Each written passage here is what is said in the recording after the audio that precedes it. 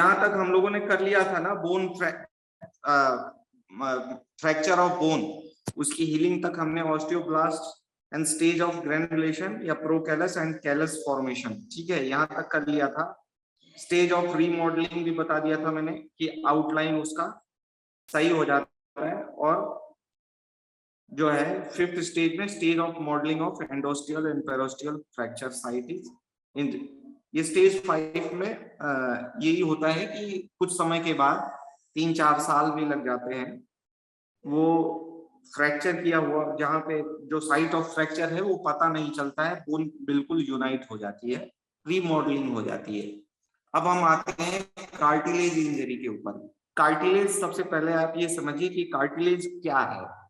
देखिए हमारे बॉडी में tendons, muscle, bone, blood vessels, nerve cells और कार्टिलेजेस इस टाइप की होती हैं। कार्टिलेज एक प्रकार का मसल के बाद एक हार्ड टाइप का व्हाइटिश स्ट्रक्चर होता है जो कि मसल्स को जोड़ता है या इंपॉर्टेंट ऑर्गन्स को हैंग करता है, जैसे यूट्रस कार्टिलेजेस द्वारा जुड़ा रहता है, या हमारे चेस्ट में जो हड्डियां हैं, जो रिब केज है ना, इसमें डिफरेंट छाती की हड्डियां हैं जो आप ऐसे फील करोगे, तो बीच में क्या है कि इंटरकोस्टल मसल्स हैं, बीच में जो मसल है उसको हम कहते हैं इंटरकोस्टल मसल, और वो मसल उन हड्डियों से जिस स्ट्रक्चर से जुड़ी रहती है उसको कहते हैं कार्टिलेज, ठीक है। तो कार्टिलेज एक हार्ड स्ट्रक्चर है, ठीक है। अगर कार्टिलेज में इंजरी होती है, आवाज आ रही है ना मेरी? यहाँ पे थोड़ा कंस्ट्रक्शन चल रहा है इसलिए डिस्टरबेंस आपको हो सकता है। Hello sir, Audible. हेलो, ठीक है। तो कार्टिलेज जो है, कार्टिलेज इंजरी अगर हो जाए तो वो बहुत ही देर से हील होती है। क्यों? क्योंकि कार्टिलेजेस में उसके सुपरफिशियल पार्ट में ब्लड सप्लाई, क्योंकि एक हार्ड स्ट्रक्चर होता है जैसे बोन होता है, बोन के अंदर वास्कुलेचर बहुत ज्यादा होता है ब्लड सप्लाई, लेकिन बोन के सरफेस पे ब्लड सप्लाई बहुत कम होती है। उसी तरीके से जितने हार्ड स्ट्रक्चर हैं बॉडी में, उनके सुपरफिशियल यानी कि ऊपरी सतह पे ब्लड सप्लाई बहुत ही कम होती है। अब ब्लड सप्लाई कम होगी तो न्यूट्रिशन कम जाएगा, न्यूट्रिशन कम जाएगा तो हीलिंग देर से होगी। तो अगर सुपरफिशियल डैमेज है यानी कि ऊपरी सतह पे कोई डैमेज हुआ है, तो वो जो है हीलिंग पावर कम होने की वजह से स्लो, धीरे धीरे हील होता है। और बहुत लाजमी है कि कोई परसिस्टेंट स्ट्रक्चरल डिफेक्ट हो जाए। अगर इंजरी बहुत ज्यादा हार्ड है, स्ट्रॉन्ग इंजरी है, तो परसिस्टेंट यानी कि बहुत लंबे समय तक, जैसे कि मूंछ आ जाना, मूंछ आ जाना भी एक तरीके की कार्टिलेज की इंजरी है, स्प्रेन जिसको बोलते हैं। तो मूंछ आ जाती है तो आप देखते हैं कि हफ्ते 10 दिन तक पेन बना रहता है, तो एक परसिस्टेंट डिफेक्ट आ जाता है, उसके बाद वो धीरे धीरे सही हो जाता है। लेकिन अगर कार्टिलेजेस में अगर डीप इंजरी हो, अंदर तक इंजरी हो, तो वहां चूंकि ब्लड वेस्कुलेचर ज्यादा रहता है, ठीक है, वो एरिया वस्कुलर होता है, ठीक है, तो इसीलिए वहां हीलिंग थोड़ा बेहतर तरीके से होता है। लेकिन यहाँ पे एक पॉइंट मेंशन नहीं है, मैं आपको बता दूं कि कार्टिलेज इंजरी अगर डीप हो जाए तो हील होने के बजाय परमानेंट डैमेज होने के सबसे ज्यादा चांसेस रहते हैं, क्योंकि कार्टिलेज अगर कट जाए तो वो जोड़ना बहुत ही मुश्किल होता है, ठीक है। उसको फिर कार्टिलेज टू कार्टिलेज जोड़ना पड़ता है सर्जन के अंडर जाकर के, ठीक है। उसी तरीके से टेंडोन, अब हम आते हैं टेंडोन। टेंडोन क्या होते हैं? जो मसल्स के एंड पार्ट होते हैं, ठीक है, जैसे बाइसेप्स, ट्राइसेप्स हम पढ़ते हैं या सुनते हैं, तो मसल्स के एंड पार्ट, मसल्स कहाँ लगी हुई है? हमारे हड्डी के ऊपर मसल्स लगी हुई है, बोन के ऊपर। तो मसल्स के एंड पार्ट में एक येलोइश, एक मोटी रस्सी के आकार का स्ट्रक्चर होता है जिसे हम टेंडोन कहते हैं, ठीक है। ये टेंडोन मसल्स को मूव करने में काम करता है, ठीक है। यहाँ भी जो है और तरीकों की तरह ही हीलिंग होती है, लेकिन चूंकि जहां पर हाइपोवास्कुलर टेंडोन का मतलब जहां पर ब्लड वेसल्स कम है, टेंडोन में भी वास्कुलरिटी सुपरफिशियली बहुत कम होती है, तो यहाँ भी जो है हीलिंग प्रोसेस बहुत ही देर से होता है, ठीक है। और अगर अंदर की तरफ स्ट्रक्चरल डैमेज है तो वहां पे बेटर ब्लड सप्लाई होने की वजह से हीलिंग ज्यादा होता है। जैसे कि आपने एड़ी के ऊपर पीछे जो एंकल है, हमारा एंकल के ऊपर पीछे एक टेंडोन है, एक हार्ड हड्डी सा स्ट्रक्चर आपको दिखेगा अगर आप छुएंगे तो, ठीक है ना, ठीक एड़ी के ऊपर पीछे जो कैल्केनियम बोन है ना, तो वहां पर आप देखिए एक मोटा सा 1 इंच के लगभग आकार दिखता है। ये क्या है? ये टेंडन है, इसको बोलते हैं टेंडन ऑफ एचिलिस। ये हमारी बॉडी का सबसे स्ट्रॉन्गेस्ट टेंडन है, लेकिन ये टेंडन अगर कोई ब्लड धारदार जो है इंजरी से, हथियार से अगर कट जाए तो ये टेंडन फिर हील नहीं होता, क्योंकि ब्लड सप्लाई बनती नहीं है। सुपरफिशियल डैमेज हो तो वो बन जाता है। अब फोर्थ स्पेशल केस में हम देखेंगे नर्व इंजरी। नर्व इंजरी, लगभग किसी भी इंजरी में नर्व इंजरी होती ही होती है, लेकिन नर्व, अगर हम ये बखूबी जानते हैं कि नर्व सेल्स में रीजनरेशन का प्रोसेस नहीं होता, लेकिन नर्व सेल्स जैसे बिजली के तार होते हैं ना, और उनके ऊपर एक प्लास्टिक का लाल, काला, नीला या पीले रंग का एक कवर प्लास्टिक का होता है, या रबर का या प्लास्टिक का कह लीजिए, प्लास्टिक का ही होता है आई थिंक, तो इंसुलेशन का काम करता है। तो उसी तरीके से नर्व फाइबर जो होती है उनके ऊपर एक कवरिंग होती है, वो कवरिंग कभी कभी डीजेनरेट हो जाए तो रीजेनरेट हो जाती है, ठीक है। और बहुत ही छोटे मोटे जो डर्मेटॉम्स हैं, जो शरीर के ऊपरी हिस्से सतह पे जो नर्व्स हैं, जिनकी वजह से कोई चिकोटी काटे तो हमें पता चलता है, या कोई एक बाल पकड़ के नोच ले तो हमें पता चलता है, तो ये जो नर्व्स हैं ये हील हो जाते हैं। बाकी बड़े नर्व्स अगर कट जाएं तो वो हील नहीं होते हैं, ठीक है। और जो टूटा हुआ पार्ट है वहां से नर्व जुड़ते नहीं है, वहां से एक नई नर्व, जैसे आप किसी पौधे को आप तोड़ दोगे उसकी टहनी को, तो वो वहां से वो टहनी जुड़ती नहीं है, बल्कि एक नई टहनी निकल आती है। उसी तरीके से कट एंड से और दूसरे कट एंड तक को जोड़ने के लिए ब्लड वेसल भी इसी तरीके से जोड़ते हैं। तो एक कोलैटरल सप्लाई बन जाती है, जिसको हम कोलैटरल नर्व बोलते हैं, और कोलैटरल हीलिंग बोलते हैं, ठीक है। नर्व, यही नर्व यदि अनकंट्रोल तरीके से बढ़ने लग जाए तो एक मास बन जाता है, जिसको हम न्यूरोमा बोलते हैं, जो कि बहुत ही रेयर केसेस में होता है, ठीक है। क्लियर? अब आगे बढ़े हम। Am I audible? Yes sir. ठीक है। अब यहां तक कोई क्वेश्चन तो नहीं है आपका? कोई क्वेश्चन हो तो बताइए। नो क्वेश्चंस, ठीक है, मैं आगे बढ़ता हूं। तो फैक्टर्स अफेक्टिंग वुंड हीलिंग। अब वुंड हीलिंग, जो वुंड घाव बन जाता है वो किन किन फैक्टर्स से उसकी हीलिंग जो है प्रभावित होती है, वो देखते हैं। एज, अगर कम एज, देखिए अगर चिल्ड्रन, छोटे बच्चे हैं, तो उनको अगर वुंड लगती है, क्योंकि वो ग्रोथ पीरियड में होते हैं, 25 साल से कम की उम्र में हीलिंग फास्टर होती है, और 25 साल से ज्यादा की उम्र में हीलिंग थोड़ी सी स्लोअर होती है, और 40 साल के बाद हीलिंग और स्लोअर होने लगती है। तो as the age advances the healing is delayed, ठीक है। ओबेसिटी एंड वेट लॉस, अगर कोई व्यक्ति ओबीज है तो वहां भी फैट सेल्स ज्यादा होने की वजह से वहां भी आपकी हीलिंग प्रोसेस स्लो हो जाती है। अगर किसी से का वेट लॉस, वेट ही नहीं है बॉडी में, वेट बहुत कम है, तो वहां भी जो है हीलिंग प्रोसेस स्लो होती है।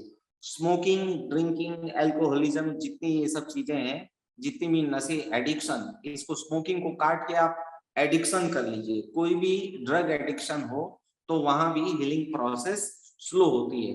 दूसरी चीज, चौथी चीज है माल न्यूट्रिशन। माल न्यूट्रिशन का मतलब ये है केवल पेट भर लेना ही न्यूट्रिशन नहीं होता है, हमें एक balanced, we should take a balanced diet, जिसमें विटामिन, कंपोनेंट्स ऑफ फूड क्या है? Carbohydrate, protein, fat, vitamin, minerals and water, these are the 6 components of a balanced diet. तो कार्बोहाइड्रेट, प्रोटीन, फैट, ये चीजें हमें दाल, चावल और तेल, मसाले जो लेते हैं उनसे मिल जाता है, लेकिन माइक्रो न्यूट्रिएंट्स जिनको हम कहते हैं, यानी कि विटामिन और जो है मिनरल्स, ठीक है, जैसे विटामिन में विटामिन ए, बी, सी, लेकिन विटामिन सी जो है हीलिंग के लिए बहुत ज्यादा जरूरी होती है। इसीलिए आपने देखा होगा कि आजकल जब कोविड आया तो विटामिन सी, सेलिन 500 करके या लिम्सी 500 करके एक टैबलेट बहुत यूनिवर्सली प्रिस्क्राइब किया जाने लगा है, क्योंकि vitamin C is very essential for the repair of the body. ठीक है, तो विटामिन सी, विटामिन ई भी जरूरी होती है, तो ज्यादातर विटामिन सी होती है। ठीक है, बाकी सारे विटामिन ही जरूरी होते हैं, but E is very very important, E and C. ठीक है, ए भी जरूरी है, ए इन्फ्लेमेटरी रिस्पॉन्स को बढ़ाता है। In absence vitamin E does not increase wound healing in absence of stuff, ऐसा नहीं है। विटामिन ई जो है वुंड हीलिंग को बढ़ाती नहीं है, बट जो है सेल्स की एजिंग को घटाती है। इसीलिए जो सेल्स वहां डैमेज हुए हैं वो क्या बोलते हैं, वो फर्दर डैमेज नहीं होंगे, तो इसलिए विटामिन ई इम्पोर्टेंट है हीलिंग प्रोसेस में। ठीक है, उसके अलावा जिंक, कॉपर, मैग्नीशियम, ये बहुत इंपॉर्टेंट चीजें हैं वुंड को बढ़ाने के लिए। ठीक है,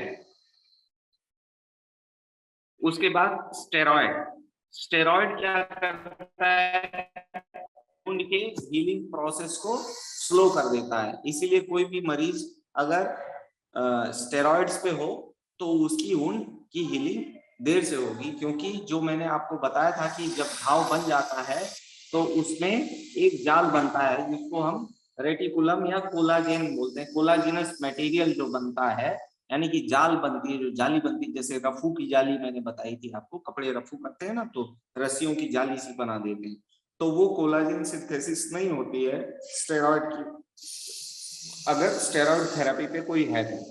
then trace element, trace elements आपको बता दिया, जिंक, कॉपर, मैग्नीशियम, ये माल न्यूट्रिशन में ही कवर हो जाएगा। उसके बाद एनीमिया, एनीमिया आप समझते हैं कि एनीमिया से वुंड हीलिंग कैसे कम होगी, क्योंकि एनीमिया का मतलब ब्लड में ब्लड, अच्छा एनीमिया का मतलब क्या होगा, ब्लड में ब्लड का कम होना या ब्लड में हीमोग्लोबिन का कम होना। एनीमिया से हम क्या सर समझते ब्लड हैं में हेमोग्लोबिन टेक्निकली कम में? होना। तो हीमोग्लोबिन ठीक, कम होना। हाँ वेरी गुड। देखिए सर दो अच्छा, चीजें हैं। अशोक सर एक ना पुराने वाला थोड़ा सा डाउट है सर, कोलाजन सिंथेसिस जो आपने स्टेरॉइड के केस में बताया है अभी, हाँ, वो एक बार प्लीज हाँ थोड़ा सा डिटेल में एक्सप्लेन कर दोगे कि मतलब वो हीलिंग को कैसे कम करता है कोलाजन सिंथेसिस। बिल्कुल बिल्कुल, देखो ऐसा होता है, एनी स्टेरॉइड, कोई भी स्टेरॉइड जिसमें ओमनाकोर्टिल या बीटा मीथाजोन या डेक्सामीथाजोन या केनाकॉर्ट, ये प्रचलित स्टेरॉइड हैं, या बेक्लोमीथाजोन, ठीक है, ठीक है, मोमेटासोन जो स्किन में होता है, ये सारे स्टेरॉइड्स हैं जो मैंने केमिकल नाम बताया। ये स्टेरॉइड्स बॉडी को देते हैं, तो बॉडी में स्टेरॉइड क्या करता है, एक सीधा सिंपल सा आंसर है कि बॉडी का मेटाबॉलिज्म स्लो कर देता है। इसीलिए बहुत सारे लोग जो है वेट पुट ऑन करने के लिए भी स्टेरॉइड का इस्तेमाल करते हैं, क्योंकि बॉडी का मेटाबॉलिज्म स्लो हो जाएगा तो बॉडी में फैट का जनरेशन ज्यादा होने लगेगा, फैट बढ़ने लगेगा तो उनका वेट बढ़ने लगता है। तो लेकिन वेट क्यों बढ़ने लगता है, मेटाबॉलिज्म स्लो होने की वजह से बढ़ने लगता है। ये एक मोटा मोटी आंसर हो गया। अगर डीप मेडिकल आंसर जानना चाहें तो क्या होता है, एनी स्टेरॉइड वो क्या करेगा, एंटीजन एंटीबॉडी रिएक्शन को स्लो डाउन कर देगा। जैसे आपको जो है कोई एलर्जी होती है, डॉक्टर के पास जाते हो, क्या करता है, तुरंत स्टेरॉइड लिख देता है। तो स्टेरॉइड क्या करता है कि बॉडी में जो भी रिएक्शंस हो रहे हैं, फॉरेन मैटर, जैसे चोट लगी तो एक फॉरेन इन्वेशन हुआ, उसके बाद जो रिपेयर का प्रोसेस होगा, ठीक है ना, अगर हम स्टेरॉइड खाएंगे तो वो रिपेयर का प्रोसेस स्लो हो जाएगा। रिपेयर का प्रोसेस स्लो होगा तो कोलाजन की सिंथेसिस होगी ही नहीं, ठीक है, कम होगी, है ना। इसीलिए ये जो कोलाजन का जो मैट्रिक्स बनती है वो स्लो डाउन हो जाती है। क्लियर, आ गई बात समझ में? Sir no. Hello, sir clear? जैसे नो सर नो। हाँ बोलिए बोलिए, अब क्या सर डाउट है? मेरा मेरा ये बेसिकली डाउट है कि अगर आपने जैसे कहा कि कोई स्टेरॉइड लेता है तो उसका वेट इंक्रीज हो जाता है, राइट? हाँ राइट। तो सर वेट तो इंक्रीज तभी होगा ना कि जब उसकी एपेटाइट बढ़ जाएगी, और एपेटाइट जब उसकी नहीं बढ़ेगी नहीं तो नहीं ऑब्वियसली नहीं, नो मेटाबॉलिज्म नो इंक्रीज होगा। नो नो नो, मैं आपको बता रहा हूँ, ये बहुत बड़ा मिथ है। ये आपने बहुत अच्छा क्वेश्चन किया है। एपेटाइट बढ़ने से वेट नहीं बढ़ती है। जब हम आपको, अगर ओबेसिटी आपके सिलेबस में होगा तो जब हम आपको पढ़ाएंगे तो उसमें हम आपको बताएंगे कि जो हमारा वेट घटता और बढ़ता कैसे है। जैसे कि आपने हाइपोथायराइडिज्म का नाम सुना है। हाइपोथायराइडिज्म में क्या होता है, मेटाबॉलिज्म स्लो हो जाता है और वेट बढ़ तो जाता हो है, जाता है, वेट होता गेन हो जाता है, राइट। है ना। और हाइपोथायराइडिज्म में क्या होता है, मेटाबॉलिज्म स्लो हो जाती है। क्यों हो जाती है कि जो वेट में देखिए energy expenditure and energy intake, यानी कि पेट्रोल डालना और गाड़ी चलाना, ठीक है, ये दो चीजें हैं। आप है ना, तो जितनी हेवी, कहने का मतलब है कि मेटाबॉलिज्म स्लो हो जाएगा तो आपके जो डिपॉजिट्स हैं, मतलब मेटाबॉलिज्म स्लो हो जाएगा तो जो मेटाबॉलिज्म के बाई प्रोडक्ट्स जो बनते हैं ना, जो फैट जो होता है, एक्चुअली मेटाबॉलिज्म बढ़िया होने का मतलब है कि आप जितना खाना लेते हैं उतना पचा जाते हैं, और पचाने के बाद एक लिंडमैन्स 10% लॉ होता है कि आप जितना जितना भी एनर्जी लेते हैं उस 10% energy is only used in body building. But यहाँ पे क्या होता है कि अनसैचुरेटेड, एक सैचुरेटेड फैट होता है, एक अनसैचुरेटेड फैट होता है। तो अनसैचुरेटेड फैट बॉडी में डिपॉजिट होने लगता है, वो बाहर नहीं जाता, ठीक है ना, वो बॉडी में स्लो हो जाते सारे प्रोसेस। किडनी अगर स्लो हो जाए, स्लगिश हो जाए, लीवर स्लो हो जाए, तो क्या होगा, लीवर में फैट का वो होता है, मेटाबॉलिज्म डाइजेशन स्लो हो जाए। जैसे आप कोई हेवी मील ले लेते हैं तो क्या होता है, आप नॉर्मली 5-6 घंटे के बाद आपको भूख लगती है, लेकिन कोई ऐसा हेवी फैटी मील आप ले लें तो क्या होता है, आपको 10 घंटे में भी भूख नहीं लगती, क्योंकि मेटाबॉलिज्म बहुत ही स्लो हो जाता है, स्लगिश हो जाता है। फिर वो अनडाइजेस्टेड मटेरियल जो है बॉडी में स्टोर होता जाता है अनसैचुरेटेड फैट के रूप में, तो इसीलिए वेट पुट ऑन हो जाता है उनका, ठीक है। ये एक बहुत बड़ा मिथ है, आपने बहुत अच्छा सवाल पूछा है ये, कि भूख ज्यादा लगने से ही वेट बढ़ेगी, ऐसा कतई नहीं है। हाइपोथैलेमस, ये पूरी बहुत अच्छी इसकी पैथोफिजियोलॉजी है, बहुत डिटेल है। ब्रेन में हाइपोथैलेमस में जो है एक ग्लैंड होता है जिसको हम पिट्यूटरी ग्लैंड कहते हैं, और हाइपोथैलेमस में ही उसी के पास एक सेंटर होता है जिसको सेटाइटी सेंटर कहते हैं। ये positive and negative feedback mechanism से चलता है, ठीक है। इसमें एडिपोसिन, प्रो एडिपोसिन और ये सब जो है आपके प्रिकर्सर एंजाइम्स बनते हैं, और वही इनके रेगुलेशन को मेंटेन करते हैं। ये बहुत डिटेल्ड टॉपिक है, मोटा मोटी आप ये समझ लीजिए कि मेटाबॉलिज्म स्लो होने से अनसैचुरेटेड फैट बॉडी में बढ़ जाता है, ठीक है। प्रॉपर डाइजेशन नहीं हो पाता, प्रॉपर यूटिलाइजेशन नहीं हो पाता, ठीक है। आप फिलहाल इतना ही समझिए, ओबेसिटी एक लंबा चैप्टर है, वो जब पढ़ाएंगे तो आपको कायदे से पूरी तरीके से बताएंगे, या नेक्स्ट क्लास में हम देखेंगे तो उसको 5 मिनट में आपको वो लिखवा देंगे हम, ठीक है। अभी फिलहाल आपको ये क्लियर हो गया? Yes sir, absolutely clear now, thank you sir, thank you so much. और हाइपोथायरॉइडिज्म, जब भी आपको ये कंफ्यूजन हो तो हाइपोथायरॉइडिज्म का उदाहरण याद रखिए, best example, metabolism slow, body का वेट बढ़ना, ठीक है। चलिए अब नेक्स्ट हम देखते हैं डायबिटिक पेशेंट। डायबिटिक पेशेंट में delayed healing due to microangiopathy, atherosclerosis and, देखिए डायबिटीज भी में भी क्या होता है, मेटाबॉलिज्म स्लो हो जाता है।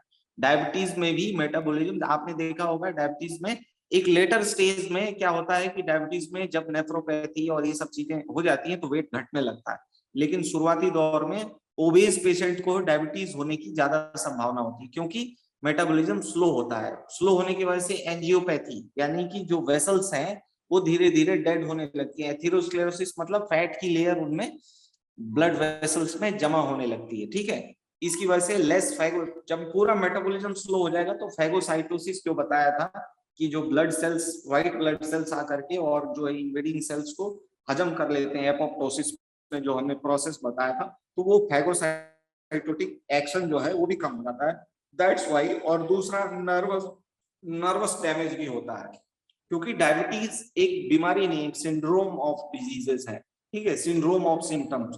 तो डायबिटीज में मेन रूप से दो चीजें, nervous damage and Venus damage, यानी कि मस्कुलर जो है ब्लड वेसल्स का डैमेज और नर्व सेल्स का डैमेज बहुत ज्यादा होता है, जिसकी वजह से अगेन हीलिंग प्रोसेस कम हो जाता है। जॉन्डिस एंड यूरिन, किसी भी डिजीज कंडीशन में, देखिए ये स्पेशलाइज जॉन्डिस एंड यूरिन, क्योंकि मैं ये पीपीटीज बनाता नहीं हूँ, है ना, तो जॉन्डिस, कोई भी यूरेमिया, कोई भी डिजीज कंडीशन में हीलिंग प्रोसेस स्लो होगी ही होगी, ठीक है। Then colonization, colonization is nothing but the infection. Colonization को काट के आप इसको इन्फेक्शन लिख सकते हैं, ठीक है। Micro organism, इन्वेशन by any micro, not only gram negative bacteria, it can be anything, viral infection, कोई भी ओपनिंग, कोई भी वुंड है बॉडी में, तो कोई भी इन्फेक्शन अगर हो जाता है तो इन्फेक्शन होने की वजह से पूरी बॉडी उसकी एनर्जी उस इन्फेक्शन को काउंटरएक्ट करने में लग जाती है। तो उसके बाद जो है आपका ये विलस एट्रोफी लिम्फ और failure of gut associated lymphoid tissue, इतना ज्यादा फिर इसको आपको पूरा एक्सप्लेन करना पड़ेगा, है ना, क्योंकि जब एक विलस फॉर्मेशन भी होता है, जब इरेगुलर, जब क्या बोलते हैं, वुंड अगर कट जाता है तो वहां पे बिलाई उंगलियों के आकार की इरेगुलर मार्जिन्स बन जाती हैं और लॉक एंड की मैकेनिज्म अपोजिट साइड से उसके अपोजिट बन जाती है और वो उस तरीके से दोनों जुड़ जाते हैं, तो दैट इज विलास फॉर्मेशन कहते हैं। कोई भी इन्फेक्शन हो तो उसमें आपका जो है वुंड हीलिंग स्लो हो जाती है, आप इतना समझिए। एंड देन ड्रग, कोई भी स्टेरॉइड आप देते हैं, early given delay after healing no effect, healing के बाद अगर आप देते हैं स्टेरॉइड तो फिर उसका कोई इफेक्ट नहीं रहेगा, ये सिंपल सी बात है, ठीक है। डिक्रीज इंफ्लेमेटरी रिस्पॉन्स, देखिए इंफ्लेमेटरी रिस्पॉन्स क्या है, एंटीबॉडी एंटीजन रिस्पॉन्स है, इसी को इंफ्लेमेटरी रिस्पॉन्स भी बोल सकते हैं, ठीक है। तो स्टेरॉइड की वजह से भी हीलिंग स्लो होती है। उसके बाद anti neoplastic agent, anti neoplastic agent इसको ऑब्लिक करके आप लिख सकते हैं साइटोटॉक्सिक एजेंट। कोई भी साइटोटॉक्सिक, एंटी नियोप्लास्टिक मतलब एंटी कैंसरस, ठीक है।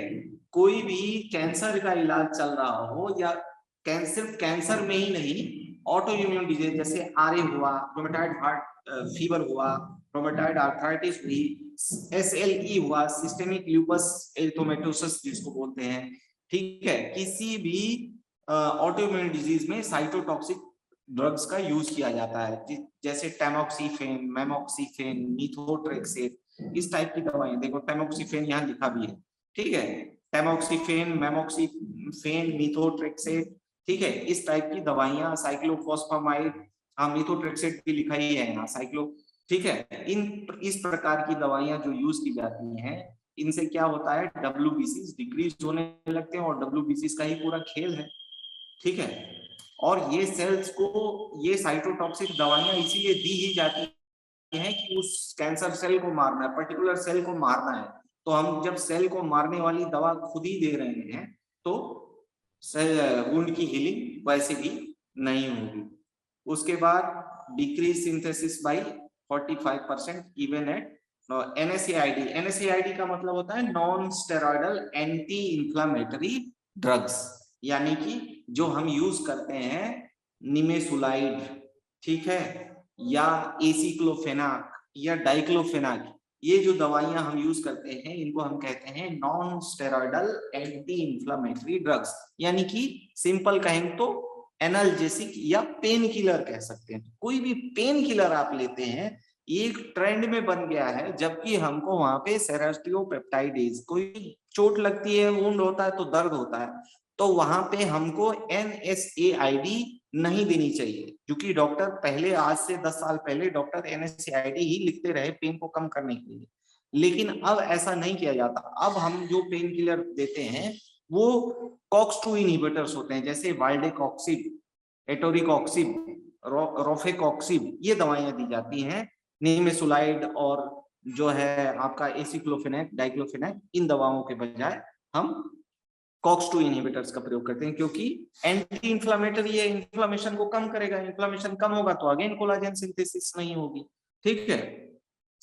तो ये हो गया। एंड मैलिग्नेंसी, यानी कि कोई भी कैंसर किसी को हुआ हो, HIV एंड इम्यूनोसप्रेसिव डिजीजेस, ठीक है, इन चीजों के कारण। उसके बाद लोकल फैक्टर्स, लोकल फैक्टर का मतलब उस पर्टिकुलर एरिया में अगर कहीं कोई घाव हुआ, वहां कोई इन्फेक्शन हो गया, उसकी वजह से भी वुंड की हीलिंग डिले होगी। प्रेजेंस ऑफ नेक्रोटिक टिश्यू, यानी कि टिश्यू का सड़ना, नेक्रोसिस हो जाना, नेक्रोसिस आपको पढ़ाया है, ठीक है। और फॉरेन बॉडी का, अगर मान लीजिए कोई रोड पे गिर गया और कोई कांच का टुकड़ा उसकी बॉडी के अंदर रह गया और डॉक्टर ने ठीक से नहीं देखा या एक्सरे नहीं कराया और वुंड को सूचर कर दिया, यानी कि सील दिया, तो वो एक फॉरेन मटेरियल, चूंकि वो इन्फेक्टेड मटेरियल है, वो बैक्टीरिया वायरस इन सब चीजों से कंटामिनेटेड है, तो वहां पे वो एक इन्फेक्शन क्रिएट करेगा फॉरेन बॉडी, और वो फॉरेन बॉडी ने जो वॉल्यूम वहां ऑक्युपाई किया हुआ है उस वॉल्यूम में वुंड तो बढ़ेगा ही नहीं आगे, दोनों एजेस मिलेंगे नहीं,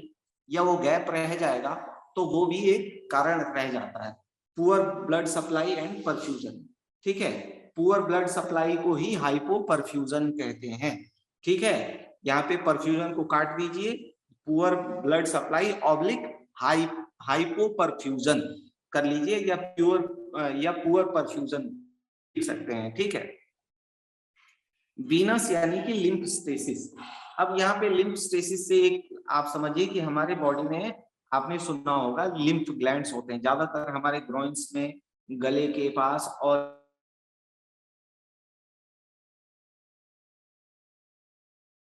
बोलते हैं, ठीक है, क्या बोलते हैं, स्लीव्स के नीचे आप देखते हैं ना जहां से पसीना आता है, तो यहाँ पर हमारे लिम्फ नोड्स होते हैं, पूरी बॉडी में होते हैं, बट ये प्रोमिनेंट एरियाज हैं जहाँ पे लिम्फ नोड्स को हम देख सकते हैं, मतलब फील कर सकते हैं, ठीक है। वैसे लिम्फ नोड्स फील नहीं होने चाहिए, अगर लिम्फ नोड्स फील होते हैं इसका मतलब कि लिम्फ नोड्स में कोई ना कोई प्रॉब्लम, लिम्फ नोड्स बढ़े हैं, उनमें इन्फ्लेमेशन हो गया है, और कहीं ना कहीं कोई इन्फेक्शन है। लिम्फ नोड्स क्या करते हैं कि हमारे इन्फेक्शन को, जैसे कि ब्लड का सिस्टम है, मस्कुलर सिस्टम है, सर्कुलर, उसी तरीके से एक सिस्टम और है, पैरेलल सिस्टम है, जिसमें लिम्फ का फ्लो होता है, जैसे ब्लड का फ्लो होता है, वैसे ही लिम्फ नाम के एक जो है लिक्विड का फ्लो होता है, जो येलोइश कलर का होता है, slightly yellowish and whitish colour का होता है।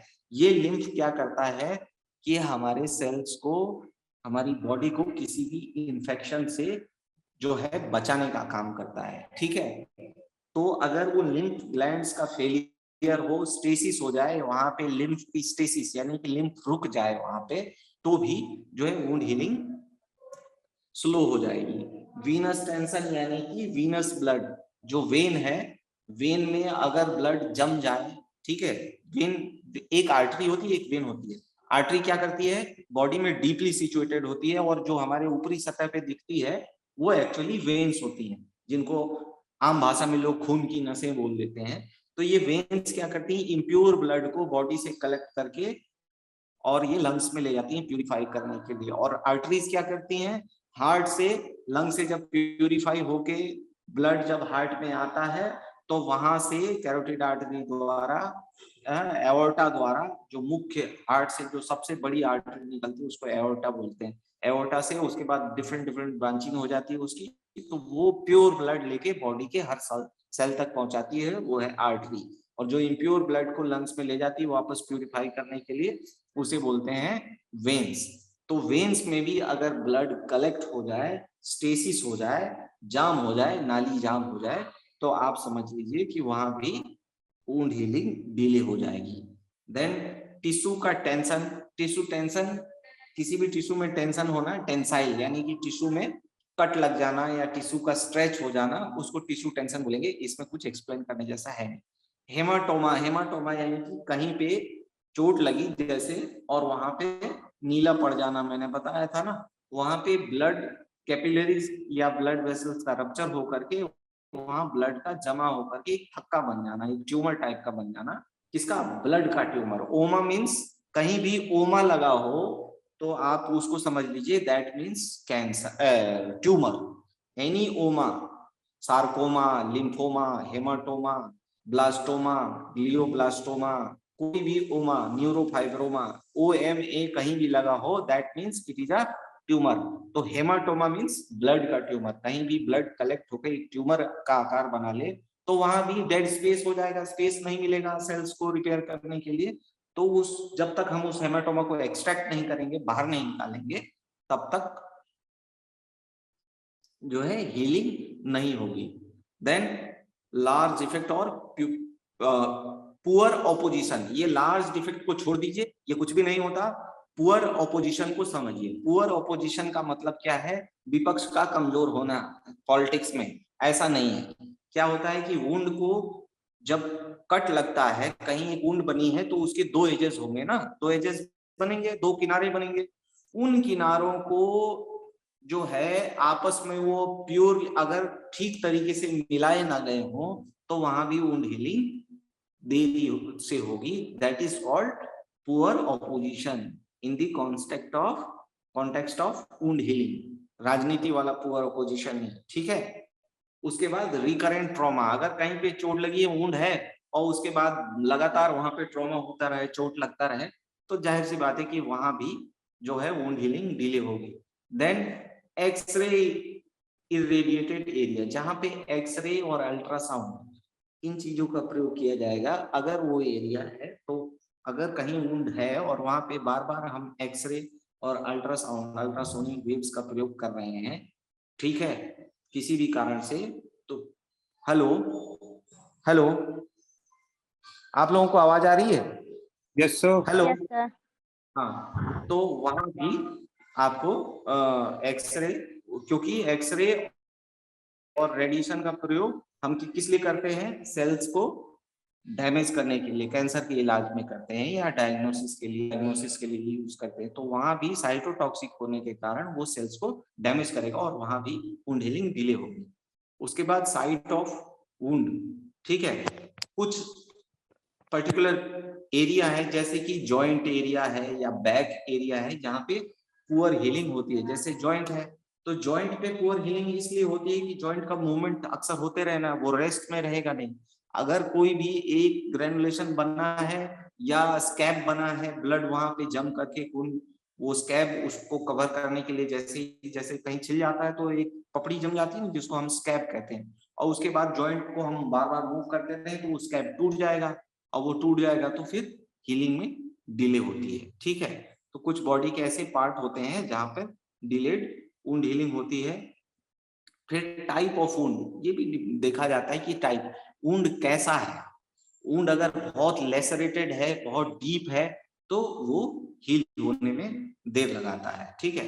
हाइपोक्सिया यानी ऑक्सीजन की कमी हो, and faulty technique of wound closure या पुअर ऑपोजिशन, दोनों एक ही बात है, ठीक है। अब हम वुंड के केस में, अगर कोई वुंड का है तो हम क्या क्या इन्वेस्टिगेशन करा सकते हैं। तो अकॉर्डिंग टू लोकेशन और टाइप, अगर वुंड कहाँ है उसके लोकेशन और उस किस प्रकार का वुंड है उसके पे डिपेंड करता है कि हम उनका इन्वेस्टिगेशन लैब में क्या क्या कराएंगे, ठीक है। अब इन्वेस्टिगेट क्यों करेंगे? To rule out cause of delayed healing, ठीक है। ये भी आपको पता है। क्या क्या चेक करा सकते हैं? हीमोग्लोबिन चेक करा सकते हैं, ल्यूकोसाइट काउंट बहुत बहुत इंपॉर्टेंट है, ये करा सकते हैं। Leukocyte means white blood cells को ही हम ल्यूकोसाइट्स कहते हैं। और व्हाइट ब्लड सेल्स किसी भी इंफेक्शन, किसी भी वुंड, किसी भी रिपेयर में सबसे बड़ा रोल होता है इनका, ये भी मैंने आपको बताया है। तो ल्यूकोसाइट्स काउंट हम करा सकते हैं। साथ में हम एक और टेस्ट कराते हैं, ESR, जो यहाँ लिखा नहीं है, आप लोग लिख लीजिएगा, ESR, ठीक है, एरिथ्रोसाइट सेडिमेंटेशन रेट, ठीक है। अगर ESR बढ़ा हुआ हो तो भी हम ये अंदाजा लगा लेते हैं कि कहीं ना कहीं बॉडी में इंफेक्शन है और एंटीबायोटिक्स की जरूरत है। और एक और चीज होती है CRP, यहाँ नहीं लिखा है, आप लोग लिख लीजिएगा अपने कॉपी पे। CRP उसको कहते हैं सी रिएक्टिव प्रोटीन, ठीक है। कहीं पे इंफेक्शन ज्यादा हो या कोई ऑटो इम्यून डिसऑर्डर हो तो CRP भी बढ़ी हुई आएगी। उसके बाद blood sugar, to rule out diabetes mellitus, यानी कि टाइप 2 डायबिटीज मेलिटस मतलब type 2 insulin dependent, non insulin dependent diabetes, ठीक है। तो टाइप सिंपल आप याद रखिए डायबिटीज, ठीक है। तो डायबिटीज को रूल आउट करने के लिए, क्योंकि डायबिटीज होगी तो वुंड हीलिंग स्लो हो जाएगी। और ब्लड यूरेमिया को, यूरेमिया मींस जो है ब्लड में यूरिया की मात्रा ज्यादा होना, ठीक है। और LFT का मतलब liver function test, rule out jaundice तो नहीं है। जॉन्डिस वैसे ही दिख जाता है, देखिए क्या है कि क्लिनिकल प्रैक्टिस में, अब ये तो लिस्टेड है, लेकिन क्लिनिकली जॉन्डिस अगर आंखें पीली नहीं है, एनीमिया हमको दिख जाता है, अगर आंखों में बढ़िया वो है, नेल्स की टिप को हम दबा करके देख लेते हैं, हमें लग जाता है, तो हमें छोटे मोटे वुंड में, हाँ वहां हमें कराना पड़ता है जहां पे हमें ब्लड ट्रांसफ्यूजन की जरूरत पड़े, अगर कोई रोड एक्सीडेंट हो गया, ठीक है, कहीं एम्पुटेट हो गया, किसी का हाथ ही कट गया या पैर कट गया, कोई ऐसे एक्सीडेंट हो गया, वहां पे बहुत सारा ब्लड लॉस होगा, ठीक है, ब्लड लॉस होगा, तो वहां पे हमको हीमोग्लोबिन चेक करा करके और उसको ब्लड ट्रांसफ्यूज करा। हाँ, यहाँ पे एनीमिया का जो आपने बताया था कि हीमोग्लोबिन से हम एनीमिया पता करते हैं, लेकिन ब्लड का वॉल्यूम हमारे बॉडी में 5 से 6 लीटर लगभग ब्लड होता है, तो ब्लड का वॉल्यूम ना कम हो जाए, ब्लड में जो वाटर पार्ट्स हैं वो कम ना हो जाए, उस कंडीशन को हम क्या कहते हैं, hypovolaemia, that is not anaemia, उसको क्या कहेंगे, हाइपोवोलेमिया। ये आपके नॉलेज के लिए है एक्स्ट्रा, इसको भी आप नोट कर लीजिए। Anaemia is a different thing, hypovolaemia is a different thing. क्योंकि देखो हाइपो, अच्छा किसी के शरीर में 5 लीटर खून होना चाहिए, ठीक है, ब्लड होना चाहिए, लेकिन अगर मान लिया कि उसके शरीर में 2 लीटर ब्लड है, ठीक है, 3 लीटर ब्लड नहीं है, तो क्या उसका हीमोग्लोबिन ड्रॉप हो जाएगा आप टेस्ट कराओगे तो? बताइए, एनीबडी? यस सर हो क्या जाएगा ड्रॉप? नहीं होगा, नहीं होगा। सर। क्यों नहीं रीजन? होगा? रीजन इसलिए होगा कि वी डिटरमिन हीमोग्लोबिन पर डेसीलीटर, जो हीमोग्लोबिन की वैल्यू आती है 12 ग्राम पर डेसीलीटर, ठीक है, तो कॉन्सेंट्रेशन वी डिटरमिन, जो हीमोग्लोबिन हम डिटरमिन करते हैं, that is the concentration of haemoglobin, ठीक है। तो ब्लड कितना भी हो, 1 लीटर ब्लड भी हो तो भी कॉन्सेंट्रेशन तो उतना ही रहेगा ना। अगर आपने 5 लीटर, सिंपली ये समझ लीजिए कि 5 लीटर पानी में 1 किलो चीनी अगर आपने घोल दिया और 3 लीटर अगर आपने उस घोल को फेंक दिया और 2 लीटर जो घोल बचा है उसको टेस्ट करेंगे, तो क्या शुगर का कंसंट्रेशन कम होगा? नहीं होगा ना, क्योंकि पूरे 5 लीटर में नो उतना ही। हेलो हेलो, हाँ बोलिए, कोई डाउट है तो बोलिए। हेलो, नो सर, क्लियर है। क्लियर है ना? हाँ, तो कंसेंट्रेशन उतना ही रहेगा। उसके बाद हम लिपिड प्रोफाइल करते हैं, लिपिड प्रोफाइल से हमको एथेरोस्क्लेरोसिस जो आपको बताया वो पता चल जाएगा, इस्कीमिया। और अगर एक्सरे डिपेंडेंट पार्ट है, कोई एक्सरे है, कहीं मान लीजिए कि किसी को ऐसी जगह पे चोट लग गई, जैसे पेट में किसी को चाकू लग गया या कोई रॉड घुस गई, तो हम वहां पे केवल वुंड का क्लोजर नहीं करेंगे, हमको वहां एक्सरे और अल्ट्रासाउंड करके ये देखना पड़ेगा कि कोई फॉरेन पार्टिकल घुसा तो नहीं है, या कोई विसरल डैमेज, अंदर का कोई ऑर्गन डैमेज तो नहीं हो गया है। तो इन सब चीजों को कंडीशन के अकॉर्डिंग एक्सरे या बाकी चीजें हमें करनी पड़ती है। उसके बाद मोस्ट इंपॉर्टेंट पार्ट कि ये सब होने के बाद वुंड को हम मैनेज कैसे करेंगे। तो मैनेज करने के लिए सबसे पहले केयरफुल, सॉरी ये आज लग रहा है कि कंप्लीट नहीं हो पाएगा। सबसे पहले careful history, we will take history, चोट कैसे लगी, कैसे नहीं लगी। उसके बाद एग्जामिनेशन करेंगे, एग्जामिनेशन करेंगे तो हम वुंड की टाइप और डेप्थ को मेजर करेंगे कि वुंड कितना गहरा है, ठीक है, इन्वॉल्वमेंट ऑफ